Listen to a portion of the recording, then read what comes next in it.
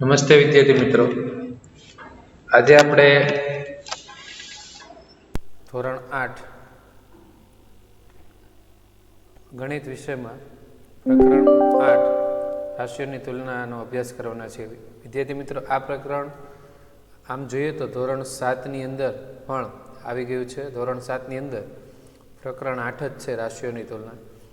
આ પ્રકરણમાં સૌપ્રથમ આપણે અભ્યાસ કરવાના છીએ ગુણોત્તરની વ્યાખ્યા અને સમજૂતી. સાથે સાથે પાઠ્યપુસ્તકની અંદર એક ઉદાહરણ આપ્યું છે જેનો અભ્યાસ આપણે કરવાના છીએ, અને સમજૂતી પાના નંબર 117થી 119 સુધી અને સ્વાધ્યાય 8.1નો આપણે અભ્યાસ કરવાના છીએ. તો ચાલો જોઈએ. સૌપ્રથમ સ્વાધ્યાય 8.1.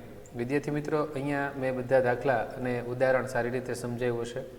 તમને જરૂર મારો વિડીયો પસંદ પડશે. મારા વિડીયોને જરૂર લાઇક કરશો. હજી મારી ચેનલ જો તમે સબસ્ક્રાઈબ ન કરી હોય તો જરૂર કરશો, કારણ કે ધોરણ 8ની અંદર આવતા દરેક પ્રકરણ જે છે મેં વ્યવસ્થિત અહીંયા સમજાવેલા છે. તો ચાલો જોઈએ. સૌપ્રથમ સમજૂતી કે ગુણોત્તર કોને કહેવાય. ગુણોત્તરને અંગ્રેજીમાં આપણે રેશિયો એવું કહેતા હોઈએ છીએ. ગુણોત્તરની સામાન્ય વ્યાખ્યા આ રીતે છે કે એક સંખ્યા બીજી સંખ્યા કરતાં કેટલા ગણી કે કેટલામાં ભાગની છે તે દર્શાવતી સંખ્યાને ગુણોત્તર કહેવાય છે. વિદ્યાર્થી મિત્રો, જ્યારે તમે અભ્યાસ કરતા હશો તે અભ્યાસની અંદર આપણે આવી રીતે જોવા મળતું હોય છે કે બે, પછી આ બે ટપકા હશે જેને આપણે જેમ તરીકે ઓળખીએ છીએ, જેને આપણે 7મા ધોરણની અંદર પણ જોયું છે. તો આ 2:3. હવે અમુક બાબતો આપણે સમજી લઈએ ત્યારે કે એક સંખ્યા બીજી સંખ્યા કરતાં કેટલા ગણી કે કેટલા ભાગની છે. બીજું એક ઉદાહરણ તમને અહીંયા એક આપું. માની લો કે 1/2 છે, બરાબર. હવે આ 1/2 છે, તમે જુઓ કે આ 1 કરતાં બમણું છે અને આ એના કરતાં અડધું છે. એટલે કે કેટલા ગણી કે કેટલામાં ભાગની થાય એ આવી રીતે ખબર પડતી હોય છે. આવી રીતે જ્યારે રકમ લખેલી આવી રીતે હોય કે આ રીતે હોય તો હંમેશા જે પહેલી રકમ હોય તેને હંમેશા આપણે અંશમાં લખતા હોઈએ છીએ, બરાબર. અહીંયા માની લો કે 2 પહેલાં છે તો 2 અને છેદમાં આપણે 3 લખતા હોઈએ છીએ. તો આ બીજી બાબત આપણે એ યાદ રાખવાની કે જ્યારે ગુણોત્તર હોય ત્યારે બેમાંથી કોઈ પણ એક રકમ શૂન્ય ન હોવી જોઈએ. તે બાબત આપણે ધ્યાન રાખવાની. બીજી બાબત આપણે એ યાદ રાખવાની છે કે એકમો સરખા હોવા જોઈએ. દાખલા તરીકે જ્યારે દાખલો મળતા હોય ત્યારે આપણી પાસે આવા એકમો આવતા હોય કે 5 રૂપિયા અને 20 રૂપિયાનો ગુણોત્તર શોધો, આવું આપણને પૂછતા હોય છે. તો તમે જુઓ આ એકમો સરખા છે, કારણ કે 5 રૂપિયા અને 20 રૂપિયાનો ગુણોત્તર શોધવો હોય તો દાખલો સરળ પડે. પણ તમને એમ કીધું હોય કે 5 રૂપિયા અને 10 કિલો એવું તમને કહે તો આ દાખલો ન થાય, કારણ કે એકમો જે છે એ સરખા હોય. ઘણી વખતે એકમો સરખા હોય પણ તેની જે રાશિ હોય છે એ અલગ અલગ હોય. એકમો સરખા હોય, દાખલા તરીકે 5 રૂપિયા અને 10 પૈસા, તો એકમ આમ જોઈએ તો સરખા છે. તો આ બાબતો આપણે ધ્યાનમાં રાખવાની છે કે જ્યારે તમે દાખલો ગણો છો ત્યારે એકમો જે છે એ સરખા હોવા જોઈએ. એ બાબત ખાસ ધ્યાન રાખવાનું. બીજું કે બને તો ગુણોત્તરને અતિસંક્ષિપ્ત રૂપ આપવું પડશે. આ બાબત 9માં પણ આવશે અને 10માં પણ આવશે. એટલે ગુણોત્તર જે છે જેટલું અતિસંક્ષિપ્ત રૂપ તમે આપો એટલો દાખલો જે છે એ સરળ પડે. તો ધ્યાનમાં રાખવાની બાબતો મેં અહીંયા 2 લખી છે. પહેલી લખી છે ગુણોત્તર માટે બંને માપના એકમો સરખા હોવા જોઈએ, જે આપણે અત્યારે સમજાવ્યું છે. બીજી બાબત આપણે એ લખી છે ગુણોત્તર માટે બંને માપમાંથી એક પણ માપ શૂન્ય ન હોવું જોઈએ. તે ત્રીજી બાબત એ કે પહેલી રકમ જે છે અંશમાં લખાય છે, બીજી રકમ છેદમાં લખાય છે, અને ચોથું અતિ સંક્ષિપ્ત રૂપ આપવાનું છે. આ 4 બાબત જે છે એ મહત્વની છે. તો હવે આપણે જોઈએ સ્વાધ્યાય 8.1નો પ્રશ્ન નંબર 1. તો પ્રશ્ન નંબર 1 છે કે નીચે આપેલ સંખ્યાનું ગુણોત્તર શોધો. તો પહેલો દાખલો આપણી પાસે એમ છે કે સાયકલની ઝડપ તમે જો અહીંયા 15 કિમી પ્રતિ કલાક. કિમી આ જે લાઈન છે ને પ્રતિ અને કલાક. એવી રીતે સ્કૂટરની ઝડપ 30 કિમી પ્રતિ કલાક. હવે તમે જુઓ અહીંયા એકમ કેવા છે વિદ્યાર્થી મિત્રો? સરખા છે ને. તો શું કરશો? પહેલી રકમ અંશમાં, બીજી રકમ છેદમાં. અહીંયા આપણે છેદ ઉડાડશું. તો છેદ ઉડાડતા તો તમને સારી રીતે આવડતા જ હશે. 15 એકા 15, 15 દુ 30. અતિસંક્ષિપ્ત રૂપ આપવાનું છે. તો મારો જવાબ આવશે 1/2. ખૂબ જ સરળ દાખલો છે. તો આપણે જોઈ લઈએ કે સાયકલની ઝડપ અને સ્કૂટરની ઝડપનો ગુણોત્તર 15/30 કિમી પ્રતિ કલાક. છેદ આપણે ઉડાડે છે એટલે 1/2 એટલે 1/2 વધે છે. દાખલા નંબર 2 આપણે જોઈએ તો બીજો દાખલો છે જે છે 5 મીટર અને 10 કિમી. હવે તમે જો વિદ્યાર્થી મિત્રો, આપણે સામાન્ય રીતે આ મીટર અને કિમી છે, બરાબર. આપણને એમ લાગે કે એકમ જે છે એ અલગ અલગ છે. અહીંયા એકમ આ સરખા છે પણ તેની જે રાશિ છે આ એ અલગ અલગ છે. એટલે આમાં શું કરવાનું હોય, બહુ સરળ છે કે જે મોટા એકમ હોય, મીટર મોટું કે કિલોમીટર મોટું, તો એ તમારે નક્કી કરવું પડે, બરાબર. સામાન્ય રીતે આ બાબતો ખબર હોવી જોઈએ. તો આ એકમ એટલે કે 10 કિમી જે છે આ એકમ શું છે, મોટું છે. તો મોટા એકમને નાના એકમમાં ફેરવવાનું. તો આપણને ખબર હોવી જોઈએ કે 1 કિમી બરાબર 1000 મીટર થાય. આ બાબતની આપણને ખબર હોવી જોઈએ, બરાબર. બરાબર 1000 મીટર થાય. આ પહેલાં આપણે લખી નાખીએ, કારણ કે મોટા એકમને આપણે ફેરવવાનું છે, એ પણ યાદ રાખજો. તો મને કહો કે 10 કિમી હોય તો કેટલા મીટર થાય? તો એની પાછળ બીજા 3 શૂન્ય આપણે મૂકી દઈએ તો એટલા મીટર થાય. 10,000 મીટર. તો હવે દાખલો સરળ થઈ ગયો, કારણ કે મીટર આવી ગયું અહીંયા અને અહીંયા મીટર આવી ગયું. તો દાખલો શું થશે કે 5/10,000 મૂકો અને અતિ સંક્ષિપ્ત રૂપ આપો એટલે દાખલાનો જવાબ જે છે એ આવશે, બરાબર. તો આ દાખલો છે. આમ જોઈ લઈએ કે બંને એકમ સરખા હોવા જોઈએ. 10 કિમી એટલે 10,000 મીટર આપણે લખ્યું છે. 5 મીટર અને 10 કિમીનો ગુણોત્તર 5 મીટર 10 કિમી. અહીંયા એકમ જુદા જુદા હોવાને કારણે આપણે એકમને અહીંયા ફેરવ્યો છે. તમે આ ન લખો અને આ લખશો તો પણ ચાલશે. છેદ ઉઠશે, 5 એકા 5, અહીંયા આવશે 5 દુ 10 એટલે 1/2000 આપણો જવાબ આવશે. એટલે 1/2000 પહેલા દાખલાનો જવાબ છે. પછીનો દાખલો આપણે જોઈએ. ત્રીજો દાખલો છે 50 પૈસા 5 રૂપિયા. હવે આ બંનેમાં મોટું એકમ કયું છે? તો તરત જ તમે કહેશો આ. તો 1 રૂપિયામાં કેટલા પૈસા આવે નક્કી કરો. તો તરત જ આ બાબત તો ખબર હોવી જોઈએ કે 1 રૂપિયો જે છે તેમાં 100 પૈસા આવે. તો 5 રૂપિયામાં કેટલા પૈસા થાય વિદ્યાર્થી મિત્રો? 500. 5 રૂપિયા બરાબર 500 પૈસા થાય. તો આપણે શું કરશું? 50ના છેદમાં કેટલા મૂકશું? 50 પૈસાના છેદમાં 500 પૈસા આપણે મૂકીએ. પૈસાના છેદમાં પૈસા, અહીંયા થઈ ગયું 0 0 જાય, 5 એકા 5 અને અહીંયા આવશે 10 એટલે 1/10 આપણા દાખલાનો જે છે એ જવાબ આવશે. તો જોઈ લઈએ આપણે એમાં પણ કે બંને એકમ સરખા હોવા જોઈએ. 5 રૂપિયા એટલે 500 પૈસા. 50 પૈસા અને 5 રૂપિયાનો ગુણોત્તર બરાબર 50 પૈસા 5 રૂપિયા બરાબર, અહીંયા આપણે એને ફેરવી દીધો છે. 0 0 જાય, અહીંયા આ 0 આ 0 જાય, 5 એકા 5 અને અહીંયા આવશે 10. તો આપણા દાખલાનો જવાબ છે 1/10. છે ને સરળ વિદ્યાર્થી મિત્રો? પરીક્ષાલક્ષી મેં આમાં પૂછ્યું છે. આવા 6 દાખલા છે પરીક્ષાલક્ષીમાં, જેની તૈયારી તમે સારી રીતે કરશો. પ્રશ્ન નંબર 2, નીચે આપેલ ગુણોત્તરને ટકાવારીમાં ફેરવો. હવે તમને આમાં ડાયરેક્ટ ગુણોત્તર આપ્યું છે અને ટકાવારી. હવે ટકાવારી માટે તમને ખબર હોય કે જ્યારે આવી રીતે પૂછે છે કોઈ પણ ગુણોત્તરને ટકાવારીમાં ફેરવવું હોય તમારે તેને 100 વડે ગણવો પડે, બરાબર. તો આપણે જોઈ લઈએ કે 3/4. વિદ્યાર્થી મિત્રો, આ પ્રશ્ન ધોરણ 6ની અંદર પણ છે, ધોરણ 7ની અંદર પણ છે. તો શું કરશું? 3/4. તો આપણે પહેલાં કીધું ને કે પહેલી રકમ જે છે એ અંશમાં, બીજી રકમ જે છે એ છેદમાં, એટલે 3/4 ગુણ્યા કેટલા કરશું? કારણ કે ટકાની જે ગણતરી છે એ 100 ઉપર થાય છે, એ આપણને ખબર છે 100 મૂલ્ય છે. તો અહીંયા છેદ ઉઠશે, 4 એકા 4, 25 ચોક 100 એટલે 25 અને 25 તેરી 75 એટલે 75% જવાબ આવશે. 3/4 એટલે કે 3/4 ભાગ, બરોબર. તો દાખલો જોઈ લઈએ આપણે. ટકાવારી બરાબર 3/4 ગુણ્યા 100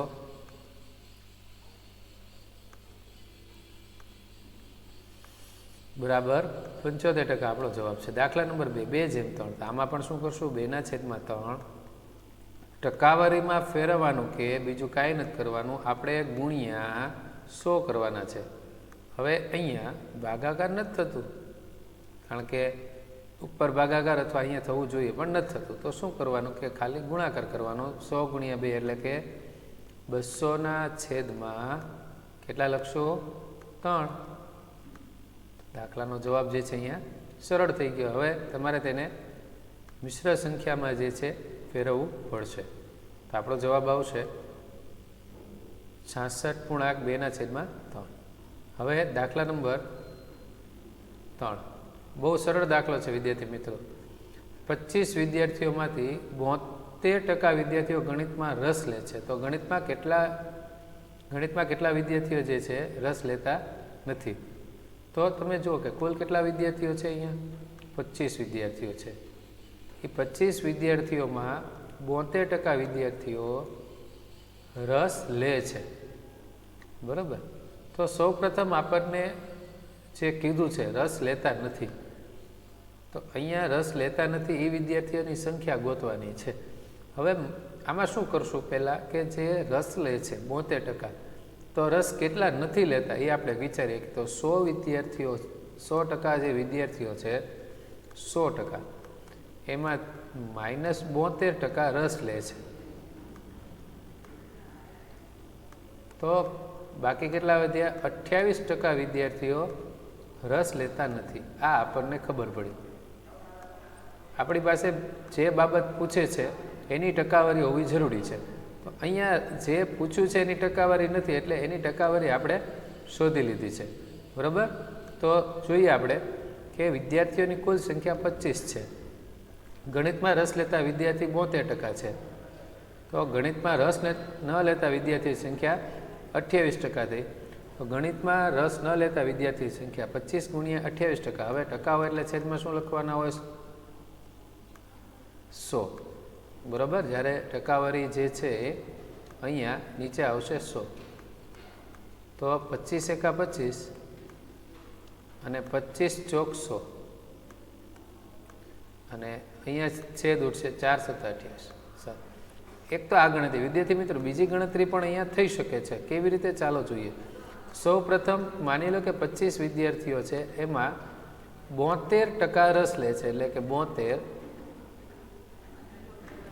છેદમાં મૂકશું 100. તો 25 એકા 25, આ બીજી રીત છે. 25 ચોક 100, છેદ ઉઠશે 4 એકા 4, 3 વધશે, બરાબર. તો 4ના ઘડિયામાં 32, 4 એકા 4, 4 દુ 8, 4 તેરી 12, ચોકે ચોકે 16, 4 પંચા 20, 4 છક 24, 4 સત્તા 28, 4 અઠ્ઠા 32. તો 18 વિદ્યાર્થીઓ એવા છે કે જે ગણિતમાં રસ લે છે. તો કુલ 25 હતા, 25માંથી 18 રસ લે છે. તો કેટલા નથી લેતા? 7. તો આ બીજી ગણતરી પણ તમે આવી રીતે ગણી શકો છો. 25માંથી 18 આપણે બાદ કરો એટલે 7 વિદ્યાર્થી એવા થશે કે જે ગણિતમાં રસ લેતા નથી. તો બંને રીત તમે કરી શકો છો. તો આપણો પહેલો દાખલો છે, જેને આપણે સરળ રીતે બે રીતથી તમને મેં સમજાવ્યો છે. ગમે એ રીત તમે કરી શકો છો. ત્યાર પછીનો દાખલો છે કે એક ફૂટબોલ ટીમ તેમણે રમેલી મેચમાંથી 10 મેચ જીતી હતી. જો તેમણે જીતેલી મેચની ટકાવારી 40% હોય તો તેઓ કુલ કેટલા મેચ રમ્યા હશે? હવે અહીંયા આપણે જોઈએ શું આવ્યું? એક ફૂટબોલ ટીમ તેમણે રમેલી મેચમાંથી 10 જ મેચ જીતી છે. વિદ્યાર્થી મિત્રો, કેટલી મેચ જીતી છે? 10 મેચ જીતી. કેટલી રમે આપણને ખબર નથી, અહીંયા યાદ રાખશો. અને એ જીતેલી જે મેચ છે એની ટકાવારી 40% છે. તો અહીંયા કુલ કેટલી મેચ રમ્યા હતા? એના માટે ખૂબ જ સરળ છે કે કેટલી મેચ જીત્યા આપણને નથી ખબર, એટલે ધારો કે એક્સ મેચ જીત્યા છે. યાદ રાખજો, ધારો કે કેટલી મેચ જીત્યા છે? એક્સ. ધારો કે એક્સ મેચ રમ્યા છે. યાદ રાખજો, ધારો કે એક્સ મેચ રમ્યા છે. તો ધારો કે ફૂટબોલમાં એક્સ મેચ રમ્યા છે. તો આપણે જ્યારે કોઈ પણ દાખલો ભણતા હોય તો આપણને ખબર છે કે માની લો કે હું 20ના 40% કરું, 20 ગુણ્યા 40 કરું એને 40%. દાખલા તરીકે ઉદાહરણ દીધું છે, છેદમાં 100 જોઈ લઈએ. પછી આપણે આગળ જોઈએ તો 2 શૂન્ય જે છે એ જશે તો બરાબર કેટલા આવશે? 8 આવશે. બરાબર 8. તો આ જ રીતે આપણે અહીંયા મૂકવાનું છે કે 20ની જગ્યાએ આપણને ખબર નથી તેટલી મેચ, એટલે કે x ગુણ્યા 40%, એટલે કે 40/100 અને બરાબર મેચ જીત્યા છે 10. તો આવી રીતે બીજું વિદ્યાર્થી મિત્રો, આમાં તમે ત્રિરાશિ પણ મૂકી શકો છો. કેવી રીતે ત્રિરાશિ મૂકવાની હોય હું તમને સમજાવું કે 40% એ 10, 40% એ 10 તો 100% એ કેટલા? આવી રીતે ત્રિરાશિ પણ તમે મૂકી શકો છો. 100 અને 10નો ગુણાકાર થાય 40 જે છે એ છેદમાં છે. આ રીતે પણ કરી શકો છો. અને આપણે નિયમથી જે આપ્યું છે, બીજું વિદ્યાર્થી મિત્રો, ઘણી વખત આ કોમ્પિટિટિવ એક્ઝામમાં આવું પૂછાતું હોય છે. તેમાંથી 10 મેં જીતી તો તેની ટકાવારી 40% થાય છે. તો અહીંયા જુઓ, એક્સના 40% 10 છે. તો શું થશે કે એક્સ ગુણ્યા 40/100 શું થશે? 100 બરાબર 10. આ તો આપણને ખબર જ છે.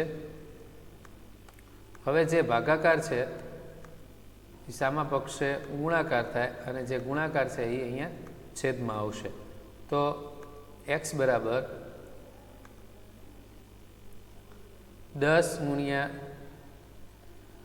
100/40. આપણે અહીંયા છેદ ઉડશે, 0 0 જાય અને અહીંયા છેદ ઉડાડશો તો જવાબ આવશે 25. 25 ચોક 100. તો આપણે વિચારી લઈએ કે 25ના તમે 40% કરો તો આપણો જવાબ 10 આવવો જોઈએ.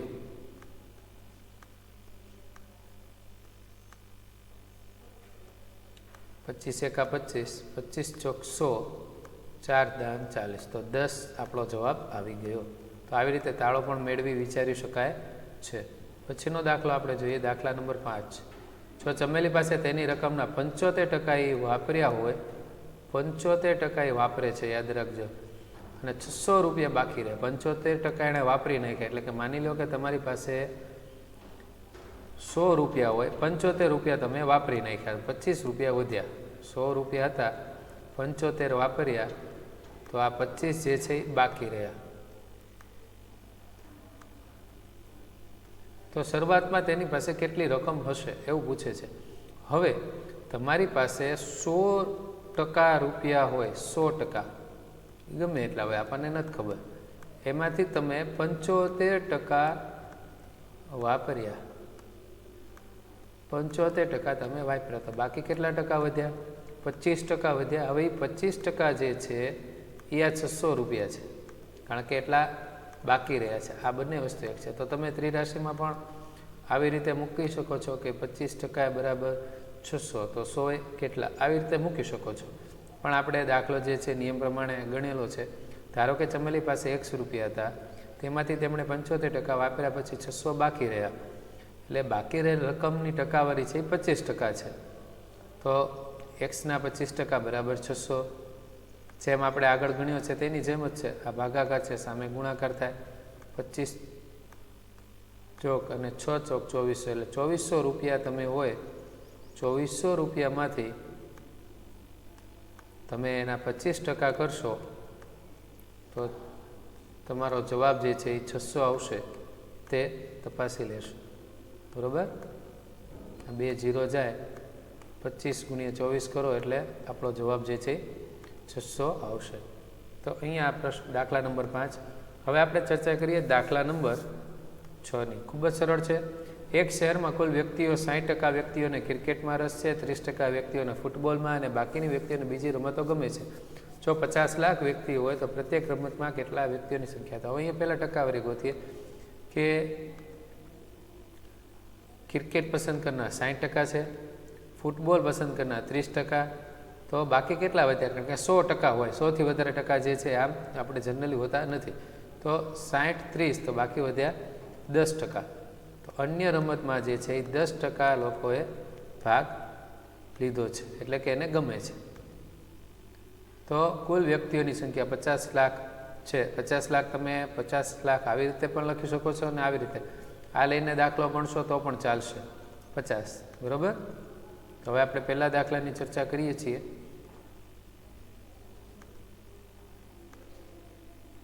ક્રિકેટની રમત કરનાર 50 લાખના 60%, એટલે 50 લાખ ગુણ્યા 60 છેદમાં 100, શૂન્ય શૂન્ય જાય એટલે કે 30 લાખ વ્યક્તિઓ જે છે જેને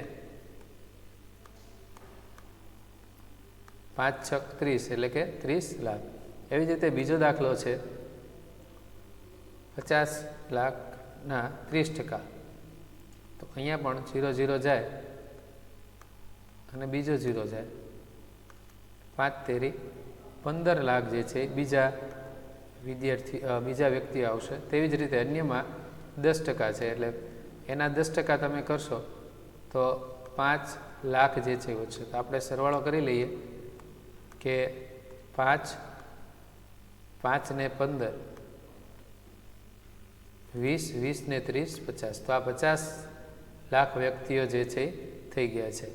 હવે આપણે એક ઉદાહરણ જે પાઠ્યપુસ્તકની અંદર આપેલું છે કે શાળામાં ધોરણ 7માં પ્રવાસમાં નક્કી કરવામાં આવ્યા છે, જેમાં કુલ વિદ્યાર્થીઓ સંખ્યામાંથી 60% છોકરીઓ છે અને તેમની 18 સંખ્યા પ્રવાસનું સ્થળ શાળામાંથી 55 કિમી દૂર છે. પરિવહન સંસ્થા ₹12 પ્રતિ કિમીએ વસૂલ કરે. અલ્પાહારની કુલ કિંમત ₹4280 છે. તો નીચેના પ્રશ્નોના જવાબ આપો. તો આ પહેલો પ્રશ્ન જોઈએ. એમાં શું કહે છે આપણને? પાઠ્યપુસ્તકની અંદર આપેલું છે કે વર્ગમાં છોકરીઓની સંખ્યા અને છોકરાઓની સંખ્યાનો ગુણોત્તર શોધો. હવે કેટલા વિદ્યાર્થી છે આપણને નથી ખબર, પણ 60% જે છે એમાં છોકરીઓ સંખ્યા 18 છે, એટલે કે એનો અર્થ એવો થાય કે 40% ભાઈઓ હશે, બરાબર. યાદ રાખજો, 40% ભાઈઓ હશે. તો હવે આપણે તપાસી લઈએ કે કેવી રીતે એની ગણતરી કરી છે. ધારો કે વર્ગમાં x સંખ્યા હતી, આપણે કુલ સંખ્યા x ધારી લીધી. જો x ના હું કેટલા ટકા છે 60% કરું એ ગુણ્યા 60 કરું ટકા, એટલે કે 60 છેદમાં હું 100 કરું છું, તો મને 18 સંખ્યા જે છે એ મળે છે. તો આ એની ત્રિરાશિ થાય. આમ આપણે વિચારીએ તો, બરાબર. તો આવી રીતે દાખલો આવશે એટલે આપણને કુલ સંખ્યા મળશે.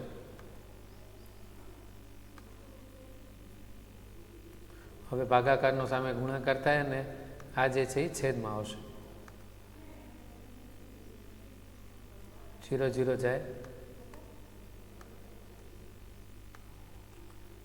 6 તેરી 18, 3 દાદરી, એટલે કુલ વિદ્યાર્થીઓની સંખ્યા 30 હતી. હવે 30 સંખ્યા હોય એમાં 18 છોકરીઓ હોય તો છોકરાઓ કેટલા થઈ ગયા? 30માંથી આપણે 18 બાદ કરીએ તો આપણને 12 જે છે એ છોકરાઓ છે, બરાબર. તો છોકરાઓની સંખ્યા જે છે, હવે એનો ગુણોત્તર શોધવાનો છે. ગુણોત્તર કેવી રીતે કીધું છે જુઓ. જ્યારે તમે ગુણોત્તર શોધો ને ત્યારે અહીંયા પહેલું નામ જોવાનું શું છે? છોકરીઓ છે, એટલે પહેલી રકમ જે છે એ અંશમાં, બરોબર. આ ખાસ યાદ રાખશો. બીજી રકમ, બીજા છે છોકરાઓ, આના પછી છોકરાઓ એટલે છેદમાં છોકરા. હવે અતિ સંક્ષિપ્ત રૂપ આપવાનું છે. 18 અને 12 મોટામાં મોટા કયા ઘડિયામાં આવે? તો આપણે કહી શકીએ 6 તેરી 18, 6 દુ 12, 6 6 જાય, એટલે કે જે સંખ્યા છે એમાં 3/2 જે છે એ ગુણોત્તર આપ્યો છે. પછીનો છે, જો વર્ગમાં 2 શિક્ષકો સાથે જતા હોય તો વ્યક્તિ દીઠ ખર્ચ શોધો. જેટલો ખર્ચો આપ્યો છે, વર્ગમાં 2 શિક્ષકો જોડાય છે, એટલે કે કુલ સંખ્યા થશે આપણી પાસે 30 છોકરાઓ છે વત્તા 2 શિક્ષકો, એટલે 32 જણ પ્રવાસમાં જાય છે એવું માની લેજો. હવે કુલ ખર્ચ વ્યક્તિ દીઠ ગોતવાનો છે, બરાબર. હવે કેટલા કિલોમીટર બસ ચાલે છે? 55 કિમી જવામાં ને 55 કિમી આવવામાં, કારણ કે જવાનું છે તો પાછું પણ આવવાનું છે, અહીંયા ઉલ્લેખ નથી પણ એવું માની લેવાનું છે. એટલે 110 કિલોમીટર જે છે એ બસ ચાલે છે, કે જે કાંઈ પણ વાહન હોય તે ચાલે છે, ગુણ્યા કિલોમીટર દીઠ કેટલા લીધા છે? જુઓ, 12 રૂપિયા લીધા છે કિલોમીટર દીઠ, એટલે એને ગુણ્યા તમે 12 કરો એટલે એ બસનો ખર્ચ થશે. જે કંઈ પણ આવે એ એનો બસનો ખર્ચ થશે, બરાબર. અને એમાં પાછા નાસ્તાના પણ દીધા છે, એટલે એ એમાં પ્લસ કરશું આપણે 4280. તો જે જવાબ આવે એ કુલ ખર્ચ થયો. કુલ ખર્ચ એટલે કે આ જે 32 વ્યક્તિઓ છે તેનો આ કુલ ખર્ચ થશે. તો આપણે જોઈ લઈએ આ દાખલો કે કુલ પરિવહનમાં 110 કિમી થયું અને એને ગુણ્યા 12 કરે એટલે 1320 રૂપિયા વાહનવાળાએ લીધા છે અને 1320માં 4280 આપણે મળે એટલે 5600 રૂપિયા કુલ ખર્ચ થયો છે. હવે એ દરેકને કેટલો થયો તો તમે ભાગાકાર કરશો 5600 ભાગ્યા તમે 32 કરશો તો તમને દરેકે કરેલ ખર્ચ આપણને મળે છે. તો કુલ ખર્ચ જે છે વ્યક્તિ દીઠ થયો છે 175 રૂપિયા. તો આ બે પ્રશ્નો. હવે ત્રીજો પ્રશ્ન એની અંદર પણ આપેલો છે, એમાં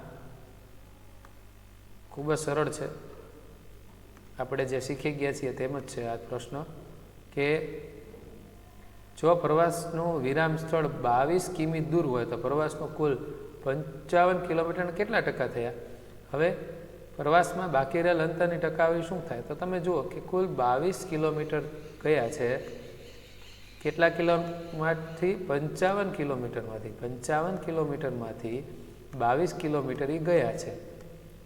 બરાબર, બહુ સરળ છે. માની લો કે 50 માર્કનું પેપર હોય, શિક્ષકે તમને 20 માર્ક આપ્યા તો 20 માર્ક આવ્યા. કેટલામાંથી 50માંથી. તો આ તો સિમ્પલ છે, આ તો આપણને આવડતું જ હોય છે. બરાબર, એને ગુણ્યા ટકાવારી શોધવાની છે તો 100 આવે ને. ટકાવારી શોધવાની હોય તો છેદ ઉઠશે. અહીંયા 11ના ઘડિયામાં આવશે આ બે રકમ 2 અને અહીંયા 5. અહીંયા છેદ ઉઠશે એટલે આવશે 20. 20 દુ 40. 40% જે છે એ વિરામ સ્થાન પેલું આવ્યું અને 60% જે છે એ બાકી રહ્યું છે. તો વિદ્યાર્થી મિત્રો આ સરળ છે. હવે મેં તમને પરીક્ષાલક્ષીમાં અમુક પ્રશ્નો પૂછ્યા છે જે તમે જાતે ગણવા પ્રયત્ન કરશો. 50 રૂપિયાને 1 રૂપિયાનો ગુણોત્તર, આને તમે પૈસામાં ફેરવશો એટલે જવાબ ચોક્કસ મળશે. બરાબર, આપણે જોતા જોઈએ. પછી 10 કિમી અને 30 કિમી, આ તો સીધું જ છે. બંને કિલોમીટર છે એટલે એનો જવાબ તમને હું કહી દઉં 1/3 આવશે. એવી રીતે 1/4 ને ટકાવારી એટલે એને ગુણ્યા 100 કરશો અને આને ગુણ્યા 100 કરશો એટલે 1/4 ગુણ્યા 100, 4/25. એવી રીતે આને પણ એ જ રીતે કરશો. 12/5 ગુણ્યા 100, 30 મિનિટ 1 કલાક. હવે કલાકને તમે મિનિટમાં ફેરવશો એટલે જે જવાબ આવશે 6 કિલોગ્રામ 8 મીટર. આનો ગુણોત્તર મળે કે ન મળે તમારે વિચારવાનું છે, 7માનું. બરાબર, ગુણોત્તર દર્શાવવા માટે બંને રાશિના એકમો કેવા હોવા જોઈએ તમારે વિચારવાનું છે. એકમો કેવા હોય, સરખા હોય કે અલગ અલગ હોય, વિચારવાનું છે. આમાં ગુણોત્તર દર્શાવવા માટે બંને રાશિમાંથી એક પણ રાશિનું મૂલ્ય ખાલી જગ્યા ન હોવું જોઈએ. શું ન હોવું જોઈએ તો એ પણ મેં તમને નોંધમાં સમજાવ્યું છે. 8 અને 12નો ગુણોત્તર એટલે કે 8/12 લખો, અતિસંક્ષિપ્ત રૂપ આપો. અહીંયા 30 અને 24 સમજવાના છે, આ 12 નથી. 32 અને 24નો ગુણોત્તર શોધવાનો છે. 32 અને 24, 12 નથી. બરાબર, અહીંયા 18 રૂપિયા અને 30 રૂપિયાનો ગુણોત્તર શોધવાનો છે. 2 કિલોગ્રામ 750 ગ્રામનો ગુણોત્તર, અને ગુણોત્તર કોને કહેવાય આટલું તમારે પરીક્ષાલક્ષીમાં લખવાનું છે. તો હું આશા રાખું છું તમને આ વિડીયો જરૂર પસંદ આવ્યો હશે. ધન્યવાદ.